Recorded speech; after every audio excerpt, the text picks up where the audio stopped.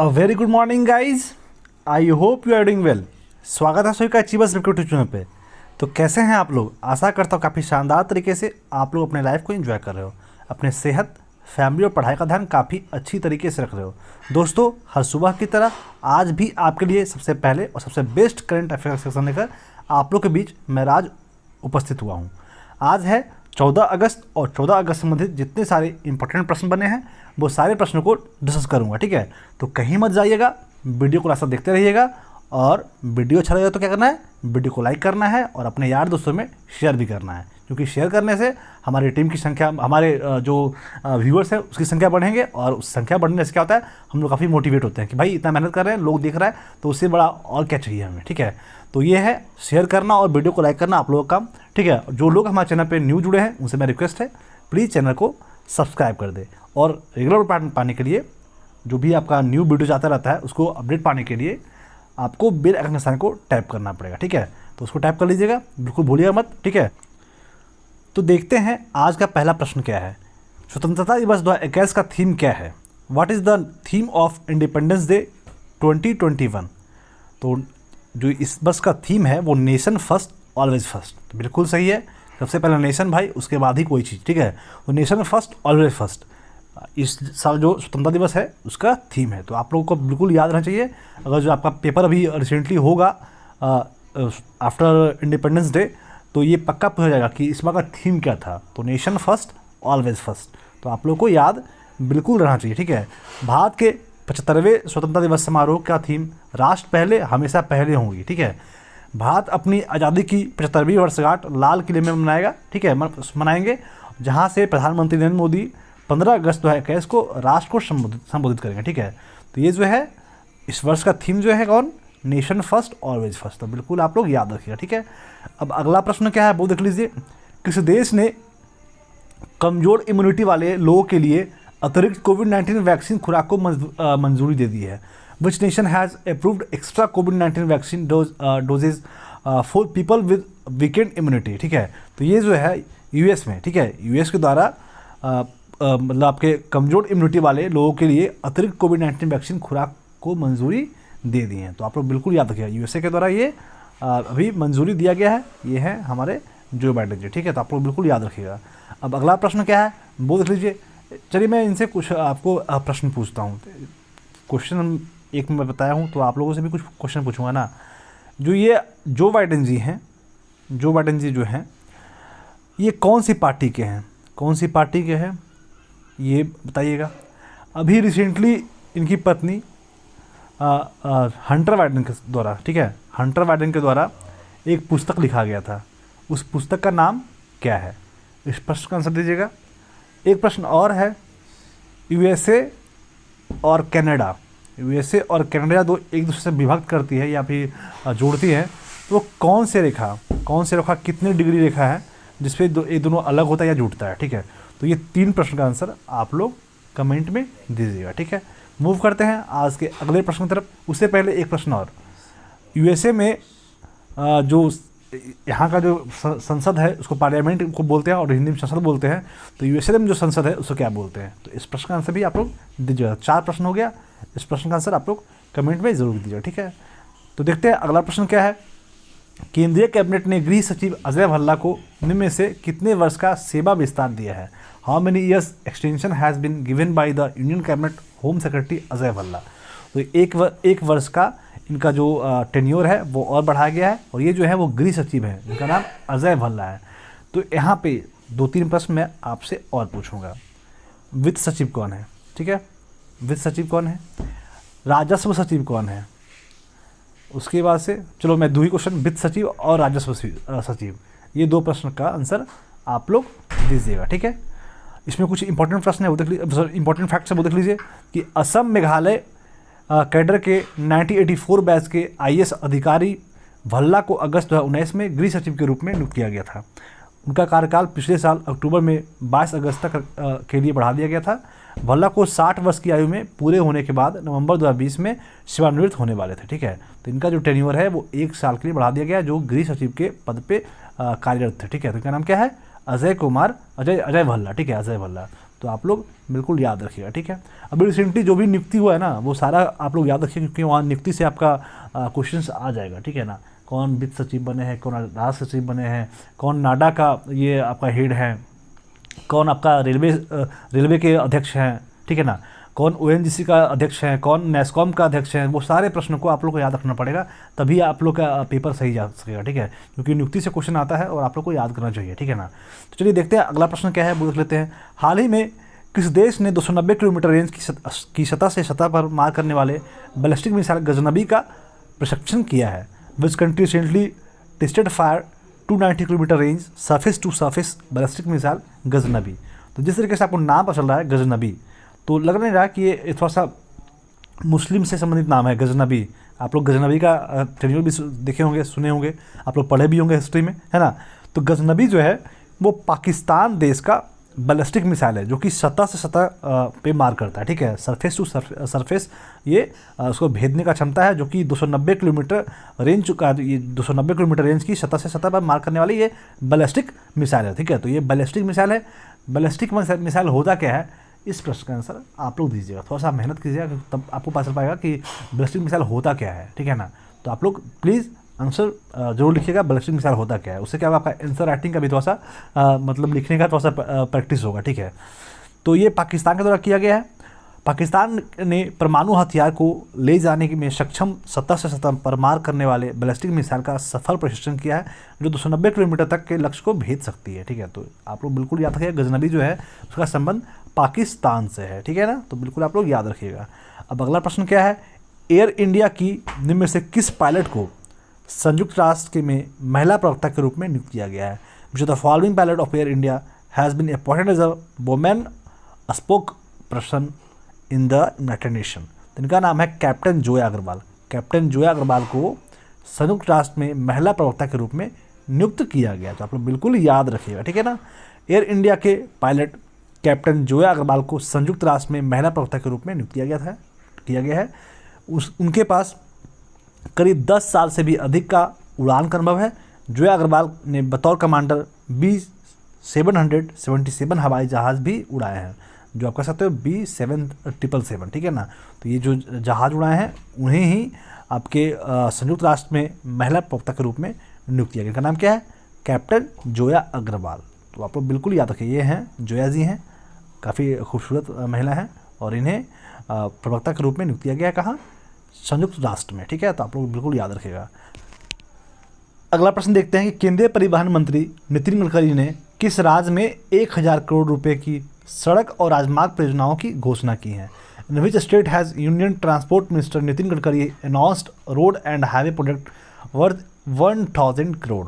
तो ये जो है वो उत्तराखंड में नितिन गडकरी जी के द्वारा 1000 करोड़ रुपए की सड़क और राजमार्ग परियोजनाओं की घोषणा की गई है। तो आप लोग बिल्कुल याद रखिएगा, ठीक है। केंद्रीय परिवहन मंत्री नितिन गडकरी ने उत्तराखंड में 1000 करोड़ रुपए की सड़क और राजमार्ग परियोजनाओं के लिए घोषणा किए हैं। तो आप लोग बिल्कुल याद रखिएगा, ठीक है। अब अगला प्रश्न क्या है वो देख लीजिए। डुरंड कप का कौन सा संस्करण 5 सितंबर से 3 अक्टूबर 2021 के बीच में कोलकाता में आयोजित की जाएगी? Which edition of Durand cup will be held in Kolkata from September 05 to October 03, 2021। तो 130वां ये संस्करण है, जो कि आपके 5 सितंबर से 3 अक्टूबर के बीच में कोलकाता में ये आयोजित की जाएंगी। तो आप लोग बिल्कुल याद रखें डुरंड कप, ठीक है। तो यहाँ से मैं कुछ और कप के बारे में आप लोग से क्वेश्चन पूछता हूँ, ठीक है। तो आप लोग बताइएगा, संतोष कप का संबंध किससे है, एजरा कप का संबंध किससे है, उसके बाद से सुदीर्मन कप का संबंध किससे है, उसके बाद दिलीप ट्रॉफी का संबंध किससे है। 4-5 में कप पूछा हूँ, आप लोग का इस प्रश्न का आंसर दीजिएगा, ठीक है ना। जितने सारे मैं कप का नाम पूछा हूँ वो सारा आप बैक कर लीजिएगा, फिर सुन लीजिएगा और सारा का आंसर कमेंट में ज़रूर दीजिएगा, ठीक है।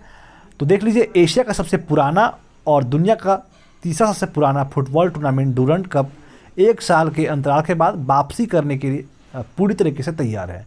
डुरंड कप को 130वां संस्करण 5 सितंबर से 3 अक्टूबर 2021 के बीच कोलकाता और उसके आसपास आयोजित होने वाला कोविड-19 महामारी के कारण पिछले सीजन में ये प्रतियोगिता को रद्द कर दिया गया था, जो कि अभी रिसेंटली स्टार्ट किया गया है। और ये डुरंड कप का जो है 130वां आपका एडिशन है। तो आप लोग बिल्कुल याद रखिएगा, ठीक है ना।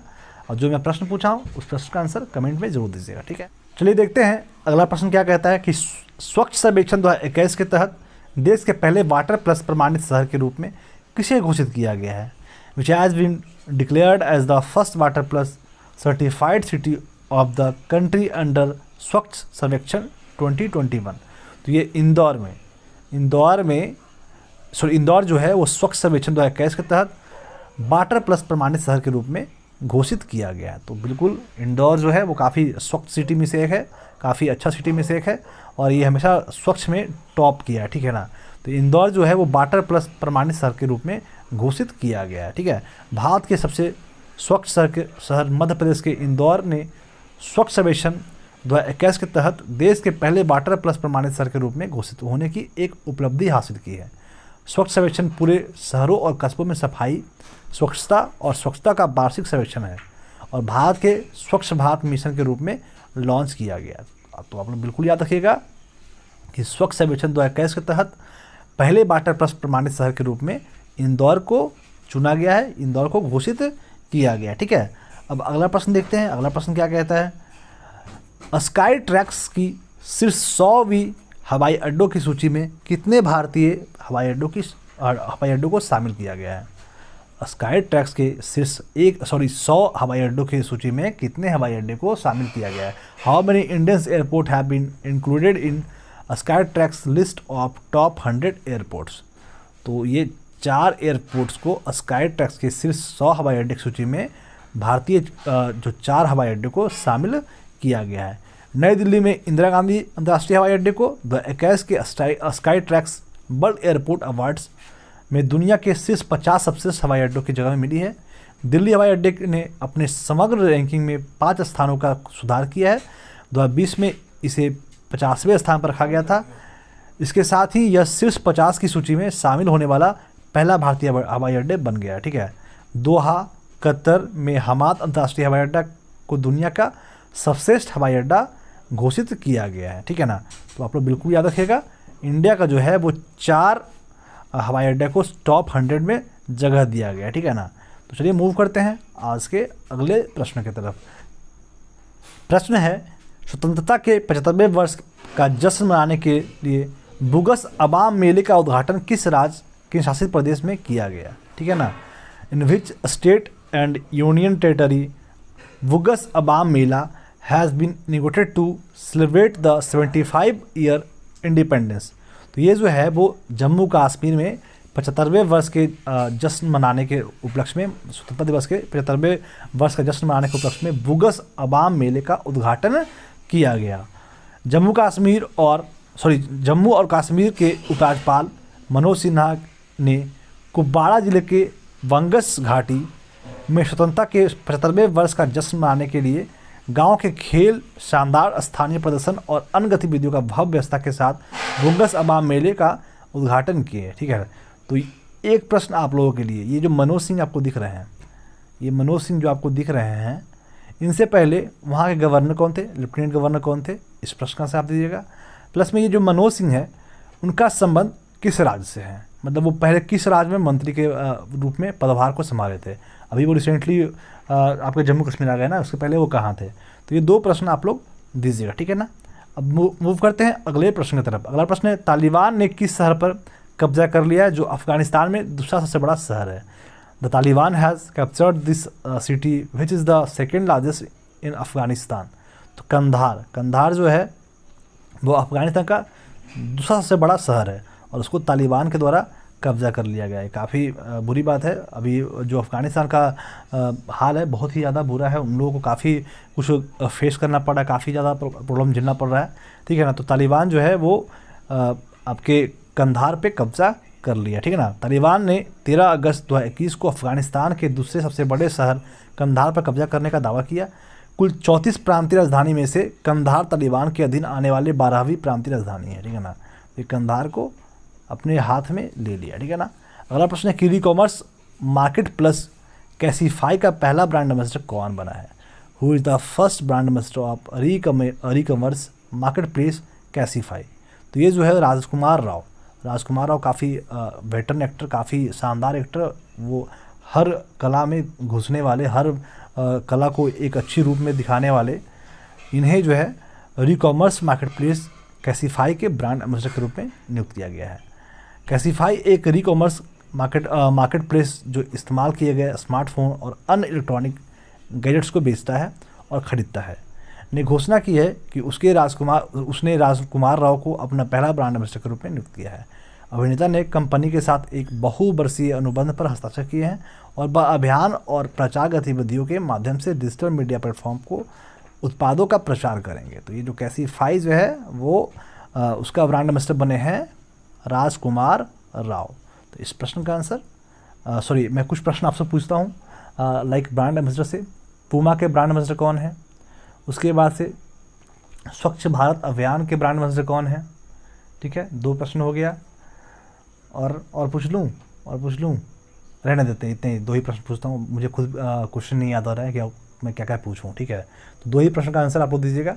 अभी रिसेंटली जडेजा को कौन से स्पोर्ट्स बियर का उन्हें ब्रांड एम्बेसडर बनाया गया? 1 प्रश्न और पूछ लिया मैंने। लो, मैं तीन प्रश्न पूछ लिया, 3 प्रश्न 4 प्रश्न मैं ऊपर पूछा हूँ, बीच में 2 प्रश्न पूछा हूँ, 3 प्रश्न अभी हो गया। ठीक है ना, तो चलिए मूव करते हैं question of the last day की तरफ। ठीक है, जो प्रश्न का आंसर आप लोगों के द्वारा काफ़ी शानदार तरीके से दिया गया था और काफ़ी खुशी होती है कि 2 लोग के द्वारा दिया गया, और मैं उम्मीद कर रहा था कि कोई एक और भी आएंगे जो आज आंसर देंगे, लेकिन मेरे उम्मीद पे आप लोग अच्छे तरीके से पानी फेरते हो।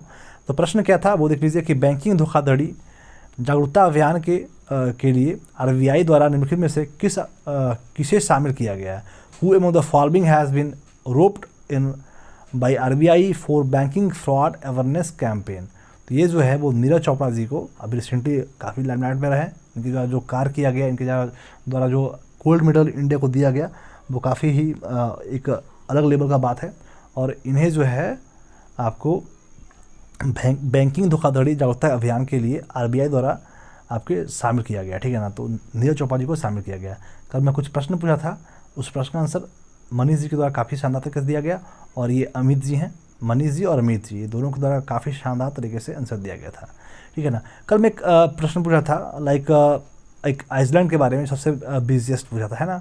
तो मेरा मतलब था मैं क्वेश्चन ही थोड़ा गलत पूछ दिया था, मुझे वो क्वेश्चन पूछने का मेरा तुक नहीं था, मेरा कुछ और ही पूछा था।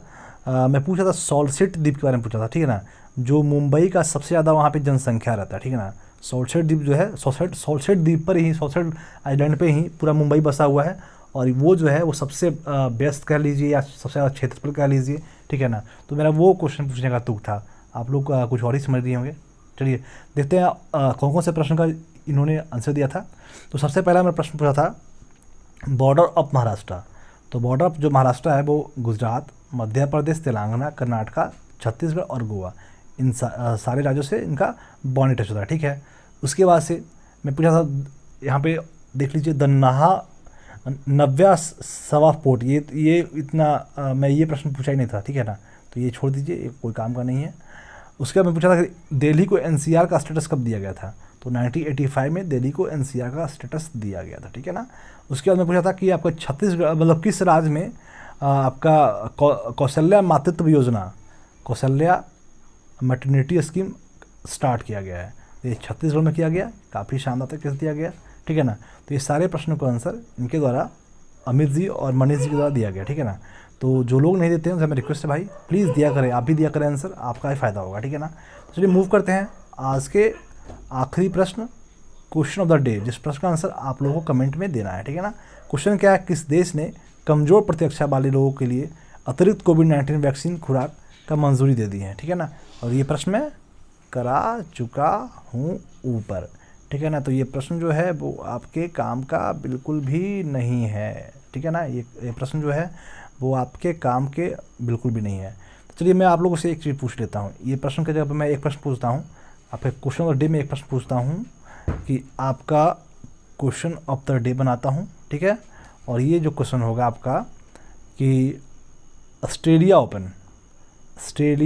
ओपन जो है मेल और फीमेल दोनों में कौन जीते हैं? ठीक है ना, तो इस प्रश्न का आंसर आप लोग कमेंट में दीजिएगा। जो भी मैं अन्य प्रश्न आप लोगों से पूछा हूँ उस प्रश्न का भी आंसर आप लोग कमेंट में अवश्य दीजिएगा। ठीक है, तो वीडियो क्लास तक रहने के लिए बहुत बहुत धन्यवाद। बहुत जल्द मिलते हैं अगले वीडियो के साथ में। जय हिंद, वंदे मातरम।